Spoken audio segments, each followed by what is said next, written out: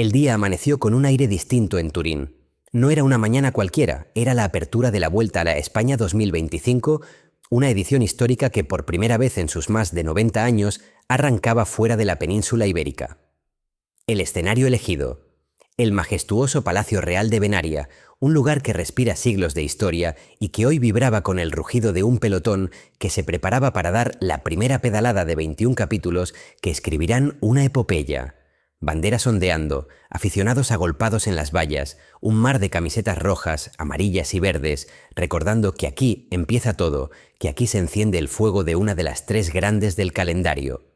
El kilómetro cero dio inicio bajo un cielo despejado y con un pelotón compacto que sabía que la jornada de hoy estaba diseñada para los velocistas. Eran 186 kilómetros que separaban Turín de Novara, una ruta llana, aparentemente dócil, pero con el misterio latente de esas etapas que, en el ciclismo, nunca son tan simples como parecen.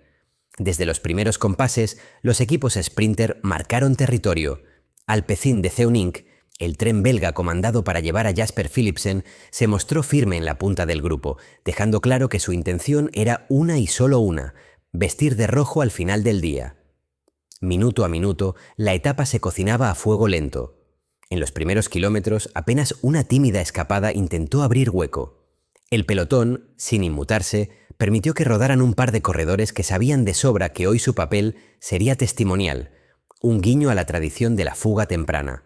La carretera ofrecía paisajes de postal, campos verdes, pueblos pintorescos, los Alpes dibujando el horizonte y un público italiano que celebraba con orgullo tener a la vuelta en casa, aunque fuera por unos pocos días. Pero dentro del pelotón, la tensión era palpable, porque todos sabían que el desenlace sería eléctrico.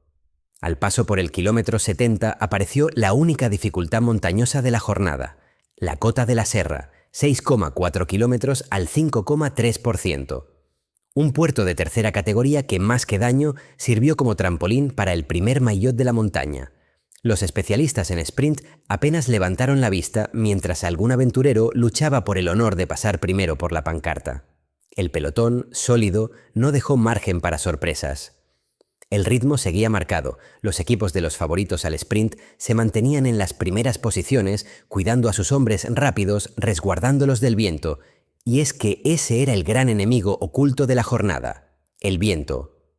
Minuto a minuto, los abanicos eran una amenaza latente. Cada vez que la carretera se abría, los capitanes ordenaban a sus equipos reagruparse. No había cortes, no había caídas graves, pero sí ese zumbido eléctrico en el aire que anuncia que algo puede pasar en cualquier momento.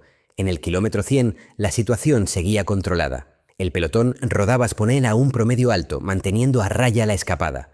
Los líderes de la general, como Vingegaard, Ayuso, Evenepoel o Pogačar, viajaban en silencio, conscientes de que hoy no era su batalla, pero sí el primer día donde una caída podía costar una vuelta entera. Llegando al kilómetro 130, la fuga fue absorbida. El guión previsto se cumplía y el sprint era inevitable, pero entonces empezó la verdadera danza de nervios. Los trenes se organizaron, Alpecin adelante con Philipsen protegido como un diamante. A su lado, el Israel Premier Tech preparando a Ethan Vernon, el joven británico con hambre de gloria.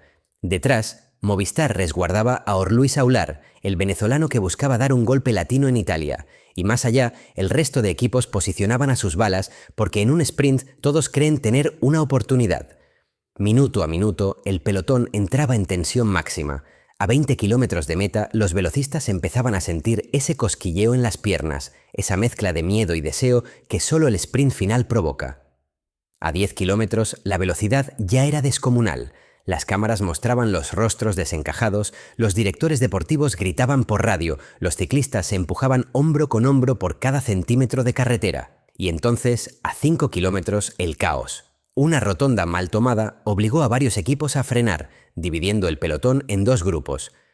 Alpecin sobrevivió al corte manteniendo a Philipsen adelante. Movistar también salvó a Aular, mientras que otros quedaron descolocados.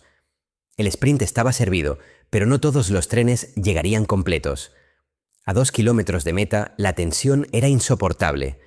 3 rotondas más. Cada una trampa, cada una un filtro natural que iba eliminando opciones. Los velocistas respiraban profundo, los lanzadores apretaban los dientes.